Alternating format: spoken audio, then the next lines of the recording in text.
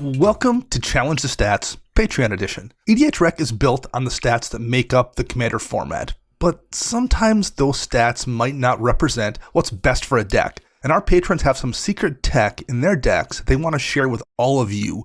One card that they think sees too little play for their favorite commander, and one that perhaps sees too much. This week's challenge is brought to us by JJ Mickey, who has some secret tech to share for Blex Vexing Pest. Challenge the Stats is sponsored by Ultimate Guard, and for being featured in this video, we'll be sending JJ Mickey some Ultimate Guard swag, including Ultimate Guard's excellent Katana sleeves, which Joey, Matt, and I all use on all our decks. Now let's get to the challenge. Blex is a pest, like the name implies, a 3/2 for 2 and a green, and it reads, other pests, bats, insects, snakes, and spiders you control get +1/+1, and when Blex Vexing Pest dies, you gain 4 life. Now this is an MDFC card and also has a back on it that you can cast as a sorcery for 2 black that reads, look at the top 5 cards of your library, and you may put any number of them into your hand and the rest into your graveyard. You lose 3 life for each card that you put into your hand this way. The overplayed card JJ Mickey wants to challenge is Cultivate, a sorcery for 2 and a green that lets you search your library for up to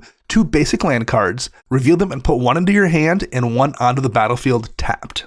Cultivate shows up in 25% of Golgari graveyard-themed decks. JJ says he doesn't run this card mostly because he's running only 4 basics for Hermit Druid reasons, but even if he wasn't running Hermit Druid, he would probably still favor any sort of creature-based ramp instead, just to increase the creature count in the deck overall. And I'll throw this in there as an editor's note as well. It just so happens that Sakura Tribe Elder that you can sacrifice to go fetch up a land is a snake, so it will benefit from the buff provided by Vex. Now, in a deck filled with cards like Agadeem's Awakening or Breach the Multiverse, cards that care about bringing creatures back from the graveyard, I absolutely understand the logic behind putting as much of your ramp as you can on bodies over putting it on spells like instants and sorceries. Now, if you're looking for a card that needs to see more play in Blex decks, look no further than Concordant Crossroads. Concordant Crossroads is an enchantment for a single green mana that reads all creatures have haste.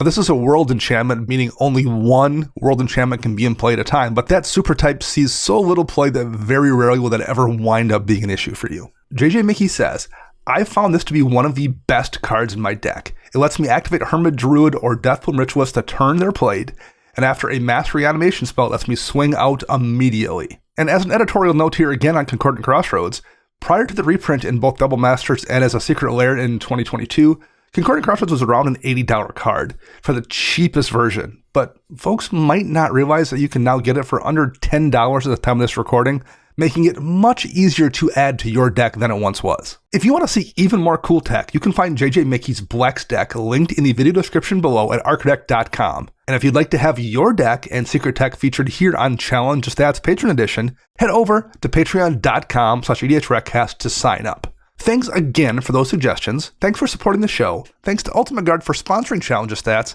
and thank you for listening. And remember, EDHREC your deck before you wreck your deck.